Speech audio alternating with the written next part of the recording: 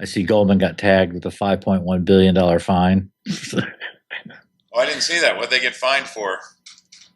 Selling bad mortgage-backed securities. Cost of doing business. There you go.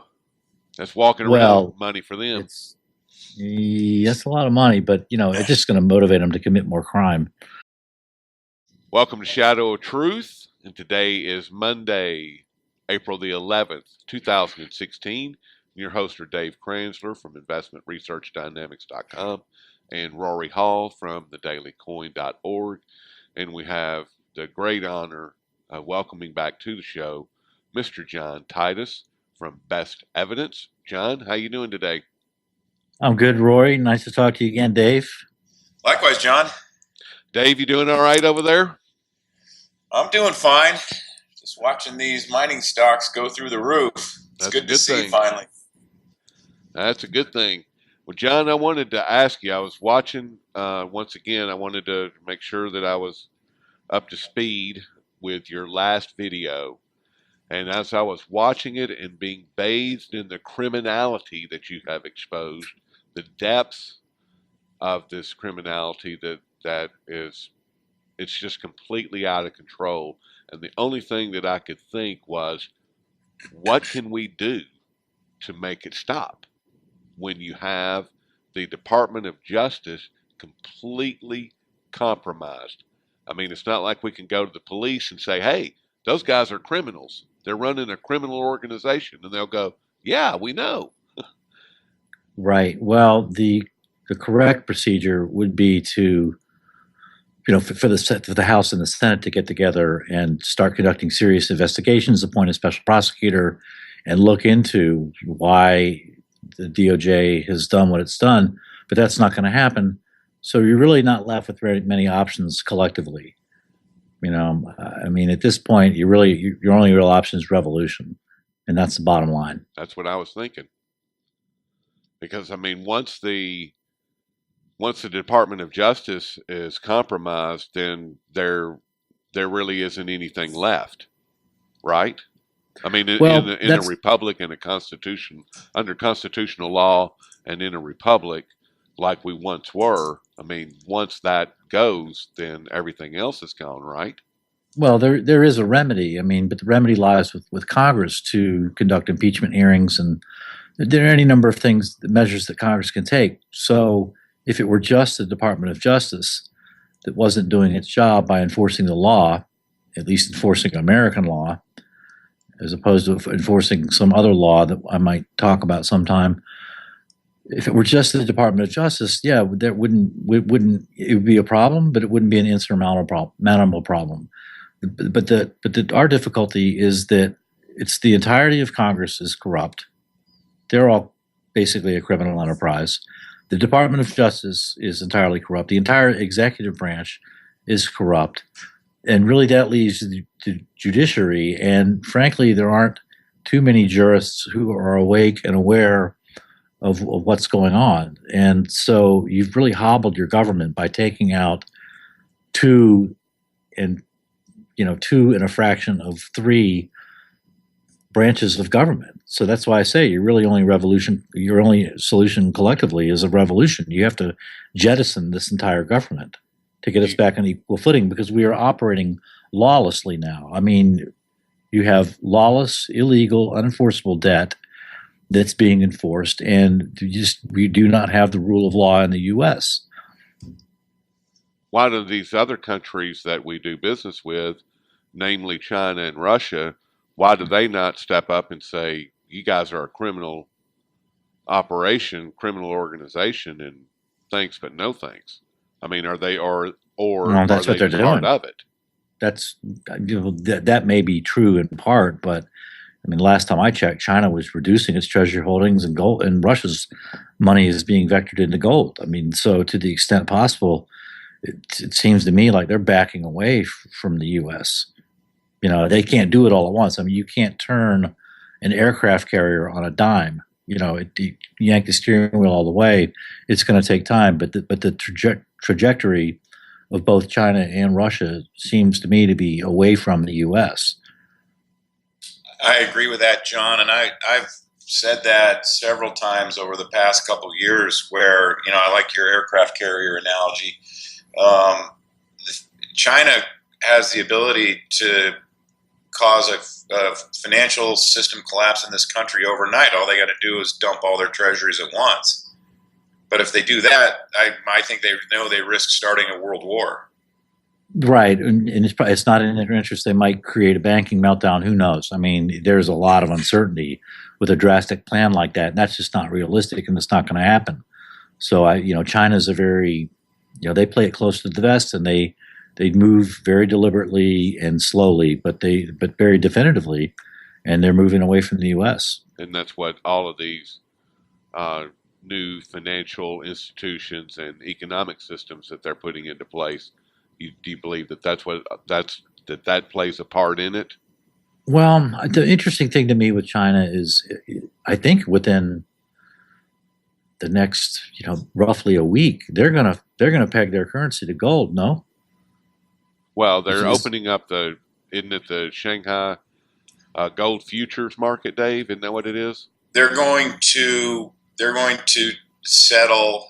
They're going to price gold in yuan.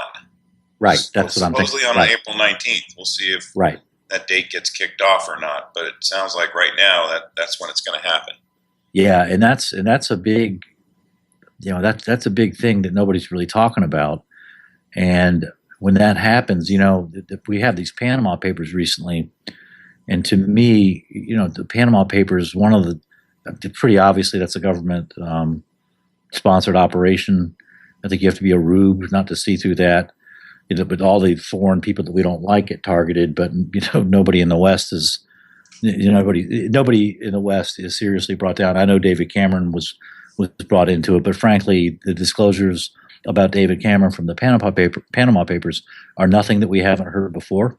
It's just retread. And so the Panama Papers looks like a government operation, and I think one of the goals of it would appear to be to demonize, any form of trying to protect your wealth. They're going to say you're hiding your wealth, you're trying to avoid taxes, and that's going to include gold. Well, see, that's what I was saying. I was talking to Dave about that before you got on the line, that I believe that the Panama Papers are a false flag operation. There's just several red flags that have come up, and the story doesn't pan out so far, to me anyway. And I hadn't thought about what you just said, John, as far as it being able to turn that on the citizens and saying, well, you're a criminal because you're hoarding cash or you're hoarding gold. Yeah, but I think that's ultimately where it's headed, and I think that it's not an accident. The timing of the Panama Papers, I mean, first of all, let me back up. The indication to me that it's not really an organic or genuine operation is that all of the networks were ready to go with the story. They had their story ready. I think the Guardian had actually a video ready. They tried to drag Putin into it, even though his names don't appear in the papers. They're all ready to go with all their talking points. So to me, the Panama Papers is nothing more than a marketing operation.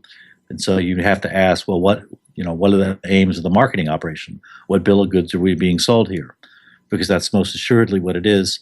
And one of the things you're being sold is the notion that just trying to protect your wealth, you're doing something wrong. You're trying to evade taxes, and you're a bad person. And so the demonization is something that the media does very well.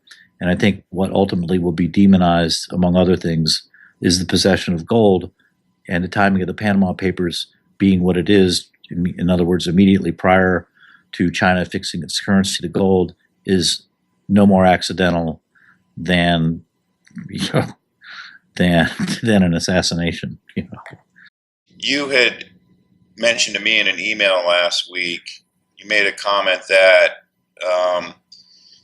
something big is coming. If the Panama Papers are any indication, I think a lot of people who think they're part of the elite are going to find out otherwise, and soon. And to me, that's kind of a haunting statement, and I don't disagree with you. Would you like to elaborate on that? Well, I mean, it's always hard. I make videos about things that I can that I can talk about, and I've got the documents in front of me. I can be very specific. It's much tougher. I stay away from videos about reading tea leaves, and that's really what my email was. But it's hard. There's so much weirdness, for lack of a better term, going on right now that at a gut level, that I have a very difficult time believing that is an event of a manufactured event of some type is coming that is going to shake things up. I mean, the demonization of both Donald Trump and Bernie Sanders is, you talk about out of control. It's just incredible what those two guys have to put up with. I mean, the Boston Herald running the fake headline yesterday. Have you ever seen that before? I mean, that's unprecedented, and yet it's the norm during this election season. And those two guys, for two entirely different reasons, aren't really part of the club. I mean, Bernie Sanders is a part of the club because he's a true public servant. Donald Trump really isn't part of the club, I don't think, although time will tell, because he's at least perceived as having his own money and being independent for that reason. But the establishment, the powers that be, seem to be freaking out over those two guys. And there's this any number of the Panama Papers coming out. I mean, all these things happen, and it's like, what is going on behind the scenes here? And so it's hard for me to imagine that, and I could be totally wrong, that some sort of event is coming down the pike between now and the election day. And I don't know what it is, but I do see, a trend of lower level people who might think they're part of the elite. The true elite is not that big. It's actually, I think, pretty small. I agree. And I think a lot of people, because the race for collateral is on, the odds of trying to hide your money successfully are going down by the day. And that includes, there's a lot of wealth tied up. Everybody talks about the 0.01%, but there's actually a lot of wealth between the next tier, which is, let's say, 0.01 down to 1%. And I think a lot of those people are probably, due for a wake up call that they're coming. They're coming for your money, one way or another. And it says, and an event could include, the U.S. is set up legally, as are a lot of foreign countries, for bail-ins. Now, the U.S., they won't call them bail-ins, but if you had a meltdown in the derivative space, for example, the grab for collateral is on. I was looking at the FDIC statistics at a glance the other day, and I think that the figures are something. You have like $11 trillion on deposit at U.S. commercial banks, and of that, I think $6.5, maybe $7 trillion is insured. So there's right there, you have $4 trillion hanging out that's uninsured. Well, I mean, it's not insured at all, and that collateral at a meltdown can be grabbed by derivatives counterparties to a bank. So if you have a bank, the big three banks in the derivative space are J.P. Morgan Chase, Citigroup, and Bank of America. Wells Fargo's in the derivatives too, but they're not. I think it's only like $5 trillion notional they've got. The others have north of $50 trillion, and so that means they've gone out on the market and they've made bets, principally on interest rates. And when a derivatives counterparty sees its counterparty start to totter, start to fumble and maybe look like it's in trouble, as I understand the law, the derivatives counterparties can reach in before there's any formal resolution procedure and attach collateral, and that would include deposits. So, there's a lot of stuff going on where I'm just like, most of the derivatives are tied up in interest rates. I think it's something like 80% of derivatives are interest rates. It might be 75%, but it's in that ballpark. So if you think about what a big event would do, a 9/11 kind of event would do to the interest rates, there'd be a lot of people on the wrong side of the bets on those interest rates, and there'd be a lot of collateral calls, and you could see real big trouble coming. And I think we're due for something, and it's a very gut feeling. I can't, I'm sorry, I'm unable to articulate it any better, but I just feel like something's going on, and a lot of events that don't seem to make sense now they might make sense later in retrospect once something happens. Do you think that this situation that just happened in Austria, once again, a bank in Austria going belly up and being bailed in, do you think that because if you remember, it was, how long ago was that, Dave? 6-8 months ago that happened before? Probably about a year ago, yeah. About a year ago. I mean, so we're in the same neighborhood, same banks, going belly up. I mean, yeah. Well, the template was set with Cyprus in 2013. No, I understand that. Yeah. And I think the depositors they took between a 10% and a 40% haircut. And the Austria one, I didn't really look at that too much. It's sort of like, well, okay, we've seen this before, but the template has been set. Remember that one of the biggest things that came out of the TARP bailouts in the U.S. The TARP bailout is another thing that really doesn't entirely make total sense. Because why? I still can't get my head around, like, why did these guys need $700 billion from the Treasury? I mean, why didn't the Federal Reserve just, why didn't they find another way to come up with that money with the printing press involved somewhere? What was the deal there? And part of me believes that one of the principal aims of the TARP bailout was to instill in the notion of the public that there is such a thing as a systemically important bank, that some banks really are too big to fail, and that if the bank fails, you'll have just a chain of failures.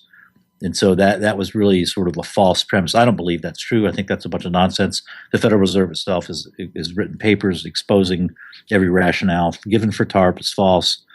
But I don't think I would get any argument from anybody on this, that the popular notion is, the prevailing notion is that, yes, indeed, there are banks that are too big to fail. They're so important that everything else has to take a back seat. And that's a really dangerous precedent. And to me, that was really the real takeaway of TARP, not so much the money per se. It was really the principle that was being sold to the public. And the principle was that these banks are important.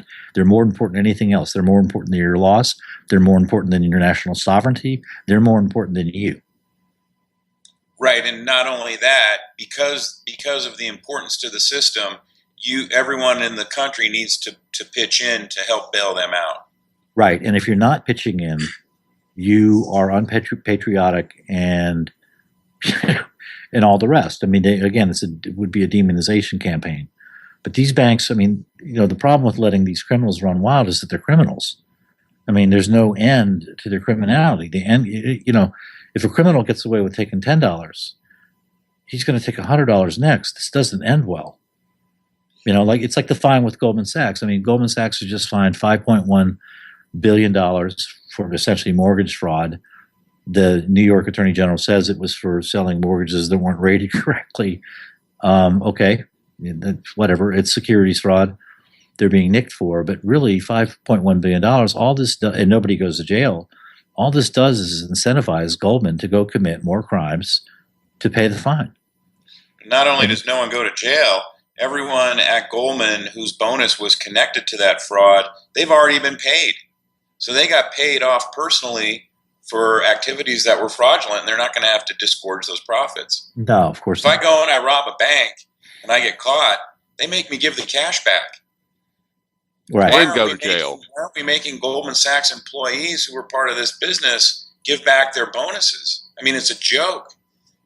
Yeah, I mean, it's a total joke, but but the trend line is the same. I mean, that the banks are all important, but you do have to have these, basically kabuki theatrical productions of, oh, well, look at that, Goldman was fined $5.1 billion. But until I see somebody in jail, I mean, you've just made the situation worse, because you've given a criminal a free pass to go commit more crimes to pay off your ridiculous fine, which, by the way, is going to be paid by shareholders, not by the perpetrators of the crime.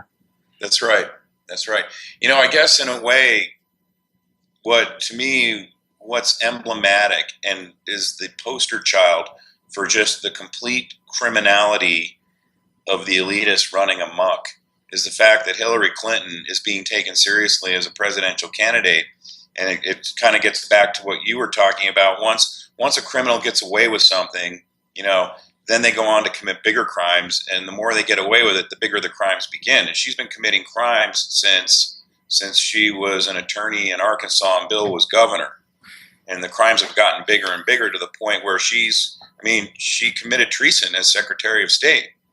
And yet people are taking her seriously and will actually vote for her to be the next president. I mean, to me, that's just how absurd our system has become. Well, a lot of the system, 90% of people are just buy into the red team, blue team. That's a big part of sports. You pick a team and you stick with your team. And I know plenty of people, very educated people, who, no matter what, they're like, well, you can't vote for a third party candidate because you're wasting your vote. And they treat it like, I'm like, well, if you vote for the winning candidate, do you get an award? Do you get like a free pizza or something that I'm not aware of? I mean, what's the downside of voting for the person you really want in office? I mean, why not write yourself in? Oh, that's a wasted vote. And it's just indoctrination. I mean, the media has got people completely hoodwinked and basically brainwashed, and then thinking, well, there's two choices, and those are the only two choices, and you're wasting your vote. And that's 90% of people, because they're glued to that TV and they're brainwashed and they can't think their way out of a paper bag anymore. I've watched people whose mental capacity has deteriorated over time because they watch too much TV. I'm not kidding. And that's what kills me about this whole election process is you got a lot of people out there who think that their vote matters. They think that they have to vote because it's their right and their privilege. Like there's been any difference between Barack Obama and George W. Bush? There's been almost no difference politically between the two of them. Well, one destroyed the Constitution, the other was destroying the Declaration of Independence. But aside from that, no, there is not. I mean, that's what kills me about this whole thing. You're right. It is boiled down to red team versus blue team. But people think there's actually a difference between the two teams, and there's really not. No. The voting just does not matter. It's like pro wrestling, I mean, the villains and the good guys are owned by the same organization. That's why you see the wrestlers, you see the bad guy and the good guy having dinner together or drinking at a bar together because they're on the same team. They know each other. It's just a charade, But then you get a real candidate in there, and they get absolutely, the media just, like I say, they demonize these guys. I mean, no one would ever know that Bernie Sanders has won like 7 out of the last 8 primaries, and yet, the Clinton steamroller goes on. And by the way, the odds of her getting indicted are 0, and she knows it. She knows she's not going to get indicted. She knows she's not going to be really seriously investigated. This whole notion about the FBI having 147 agents on her tail, I have never heard more nonsense in my life. It's just, you're like, dudes, listen, you guys need to hire some better fiction writers because this is crap. Okay, I'd send it back. But there it is out there, and people gobble it up like, oh, yeah, she's going to be indicted in anything. No, she's not. No, she's not. Have you even looked at the background of James Comey? This is a guy who was on the board of directors of HSBC, a money launderer, up until the time he became the FBI director. Please, you're embarrassing yourself by even suggesting that Hillary Clinton might be indicted. That's ludicrous. There's no way that she will ever be. I mean, she's out there right now, just like you guys were just talking about. She's begging for votes instead of begging for mercy in front of a judge, which is where she should be. Yeah, I don't even really track the presidential stuff all that much. I mean, just I read headlines and sort of move on because I think the real action is, follow the money and watch what's going on there, because that's the reality. I mean, the reality TV show of the presidential election really, in a lot of ways, it keeps people distracted, and it's at such a fever pitch, the presidential election, that the cynic in me is like, well, okay, since the TV is turned up all the way to 11 and there's 300 million people watching the TV with the elections, now is the time to look away from the elections and to try to really find and understand what's going on elsewhere, because I guarantee you that huge crimes are being committed while the presidential election charade provides excellent cover. Yep. And speaking of which, are you working on anything? You got anything in the hopper at this point, John?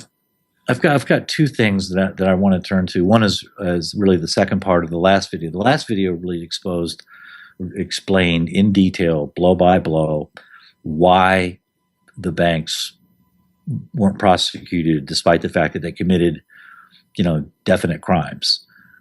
And it sort of concluded with, the banks were coming into the DOJ conference room and they were asserting, they were basically threatening the DOJ with global meltdown if they were prosecuted, and the DOJ backed off for that reason.